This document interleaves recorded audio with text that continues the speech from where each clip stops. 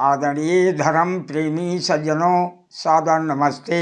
मैं जेठालाल विश्वकर्मा आप सभी का हार्दिक अभिनंदन करता हूँ। महर्षि वाल्मीकि जी चित्रकूट का वर्णन करते हुए रामायण में आगे कहते हैं, वहाँ एकत्र हुए ऋषिगण दोनों भाइयों के उस समागम को देखकर बहुत विस्मित हुए और दोनों भाइयों की प्रशंसा करने लगे। ये दोनों सदाचारी और धर्म धुरीण जिन महाराज दशरथ जी के पुत्र हैं वह धन्य हैं। इन दोनों के संभाषण को सुनकर हम लोगों की ये इच्छा हो रही है कि हम इन दोनों के वार्तालाप को बारंबार सुना करें।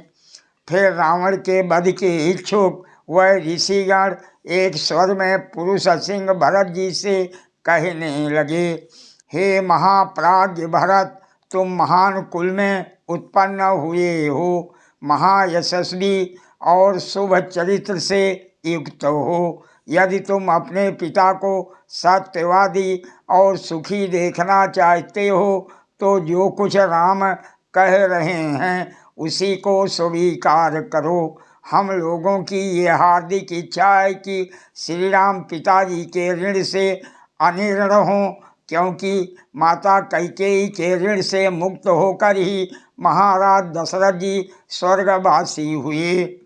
ऋषियों द्वारा राम के पक्ष का समर्थन सुनकर ऋषियों की वाणी से प्रेम करने वाले राजकुमार भरत का शरीर कांपने लगा। अतः वह हाथ जोड़कर बोले, हे पुरुषोत्तम श्री राम, मैं अकेला ना तो इस महान राज्य की रक्षा और पालन करने का साहस कर सकता हूँ और ना आप में अनुराग रखने वाले पूर्ववासियों और जनपद वासियों को प्रसन्न रख सकता हूँ। बंधु वर्ग, सैनिक, इष्ट मित्र और शुभ चिंतक ये सब के सब आपके राज प्रशासन की उसी प्रकार प्रतीक्षा करते हैं जैसे कृषक जल बरसाने वाले मेघ की प्रतीक्षा करते हैं। हे महाप्राज्य राम, आप इस विस्तृत राज्य को ग्रहण करो और जिसे चाहो उसे राज सिंहासन पर बैठा दो, क्योंकि हे रघुकुल शिरोमणि, आप संपूर्ण लोक की प्रजा का पालन करने में समर्थ हैं।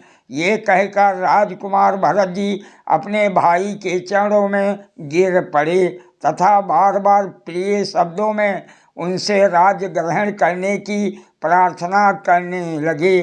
चरणों में पड़े हुए राजकुमार भरत को अपनी गोद में बैठाकर पुरुषोत्तम श्री राम जी बोले, मेरे वनवास के विरुद्ध और राज्य शासन स्वीकार कर किसी अन्य को राज सिंहासन पर नियुक्त करने की जो स्वाभाविक और विनम्र बुद्धि तुम में आई है, इससे स्पष्ट है कि तुम संपूर्ण पृथ्वी का शासन अच्छी प्रकार कर सकते हो। 10 ग्रीव का अर्थ ये नहीं है कि रावण के 10 गर्दनें थीं।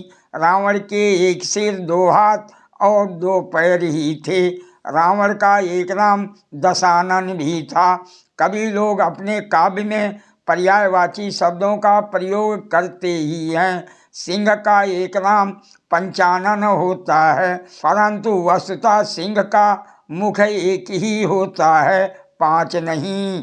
ठीक यही बात रावण के संबंध में भी समझ लेना चाहिए। सादर प्रणाम।